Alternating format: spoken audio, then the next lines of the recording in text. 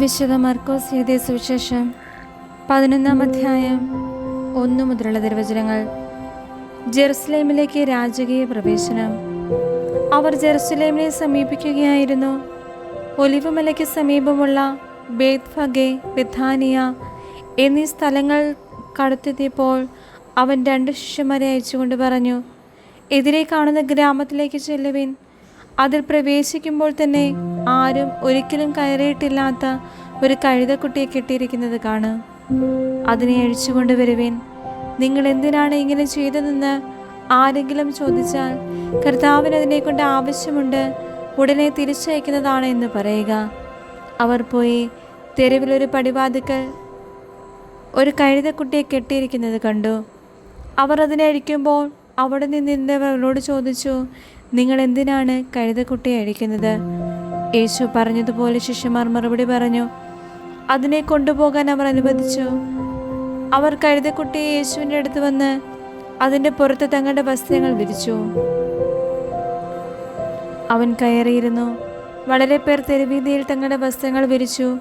മറ്റുള്ളവർ വയലിൽ നിന്ന് പച്ചില കൊമ്പുകൾ മുറിച്ചു നിരത്തി.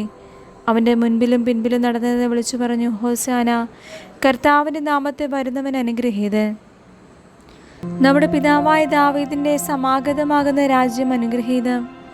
ഉന്നതങ്ങളിൽ ഹോസാന. അവൻ ജെറുസലേമിൽ പ്രവേശിച്ച് ദേവാലയത്തിനുള്ളിലേക്ക് പോയി.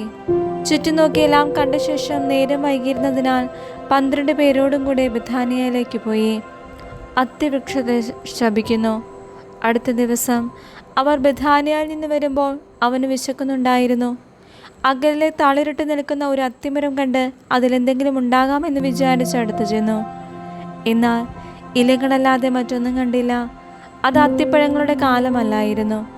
അവൻ പറഞ്ഞു, ആരും ഇനി ഒരിക്കലും നിന്നിൽ നിന്ന് പഴം തിന്നാതിരിക്കട്ടെ. അവൻ്റെ ശിഷ്യന്മാർ ഇത് കേട്ടു. ദേവാലയ ശുദ്ധീകരണം.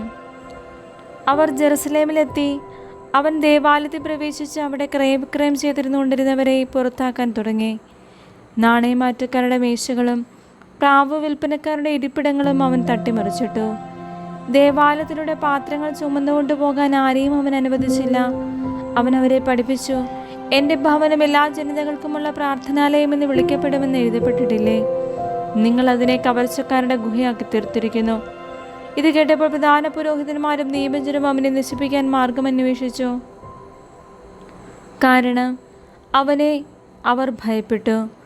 ജനങ്ങളെല്ലാം അവൻ്റെ പ്രബോധനങ്ങളെക്കുറിച്ച് വിസ്മയിച്ചിരുന്നു. വൈകുന്നേരമായപ്പോൾ അവർ നഗരത്തിന് വെളിയിലേക്ക് പോയി.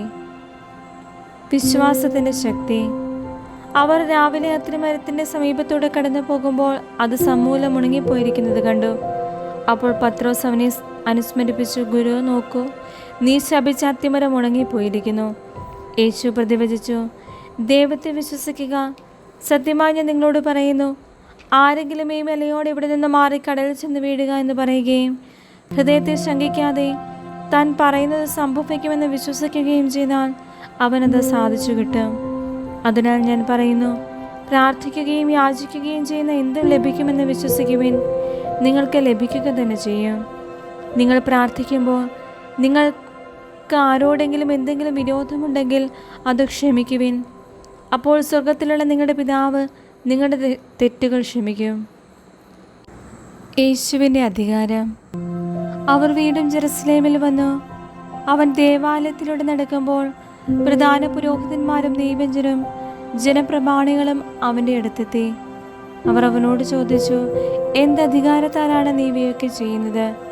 ഇവ പ്രവർത്തിക്കുന്നതിന് ആരാണ് നിനക്ക് അധികാരം നൽകിയത്? യേശു പറഞ്ഞു, ഞാൻ നിങ്ങളോടൊരു കാര്യം ചോദിക്കാം, എന്നോട് ഉത്തരം പറയുവിൻ. എന്തധികാരത്താലാണ് ഞാൻ ഇവ ചെയ്യുന്നതെന്ന് അപ്പോൾ പറയാം. യോഹന്നാന്റെ ജ്ഞാനസ്നാനം സ്വർഗത്തിൽ നിന്നോ മനുഷ്യരിൽ നിന്നോ? ഉത്തരം പറയുവിൻ. അവർ പരസ്പരം ആലോചിച്ചു. സ്വർഗത്തിൽ നിന്ന് പറഞ്ഞാൽ പിന്നെ എന്തുകൊണ്ട് നിങ്ങൾ അവനെ വിശ്വസിച്ചില്ല എന്നവൻ ചോദിക്കും. മനുഷ്യരിൽ നിന്നെന്ന് പറയാൻ അവർക്ക് ജനങ്ങളെ ഭയമായിരുന്നു. കാരണം യോഹന്നാൻ യഥാർത്ഥത്തിൽ പ്രവാചകനാണെന്ന് എല്ലാവരും കരുതിയിരുന്നു. അതിനാൽ അവർ യേശുവിനോട് പറഞ്ഞു, ഞങ്ങൾക്ക് അറിഞ്ഞുകൂടാ. അപ്പോൾ യേശു പറഞ്ഞു, എന്തധികാരത്താലാണ് ഞാനിവ ചെയ്യുന്നതെന്ന് ഞാനും നിങ്ങളോട് പറയുന്നില്ല.